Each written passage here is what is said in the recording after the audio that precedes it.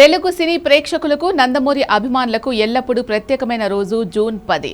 ఈ రోజు మన నటసింహం నందమూరి బాలకృష్ణ పుట్టినరోజు. ఈ పుట్టినరోజు సందర్భంగా బాలయ్య బాబు వ్యక్తిత్వాన్ని ప్రతిబింబిస్తూ ఆయన సేవా భావాన్ని చాటి చెప్పేలా రూపొందించిన భోలా బాలయ్య పాట తాజాగా హైదరాబాద్లో ఘనంగా విడుదలైంది. ఈ కార్యక్రమానికి ముఖ్య అతిథిగా హాజరైన ప్రముఖ దర్శకుడు బోయపాటి శ్రీను బాలకృష్ణ గారి గురించి చాలా ఆసక్తికరమైన వ్యాఖ్యలు చేశారు. పని చేసే వాళ్లను ప్రపంచం ఇష్టపడుతుంది. పని చేయడం అన్నా సమాజ సేవ చేయడం అన్నా బాలకృష్ణ గారికి ఎంతో ఉత్సాహం ఉంటుంది. ఆయన వ్యక్తిత్వంలోనే ఒక ప్రత్యేకత ఉంది అని బోయపాటి కొనియాడారు. కేవలం ఆయన సినిమాలు చూసి ఆనందించడమే కాకుండా ఆయన చేసే మంచి పనులను స్ఫూర్తిగా తీసుకోవాలని అభిమానులకు పిలుపునిచ్చారు.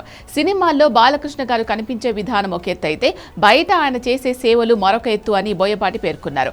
బాలయ్య బాబులోని అసలైన వ్యక్తిత్వాన్ని తాను తన సినిమాల ద్వారా ఎప్పుడూ చూపిస్తూనే ఉన్నానని, ఆయన అభిమానులు కూడా అదే బాటలో పయనిస్తూ సేవా కార్యక్రమాలు చేయడం అభినందనీయమని ఆయన అన్నారు.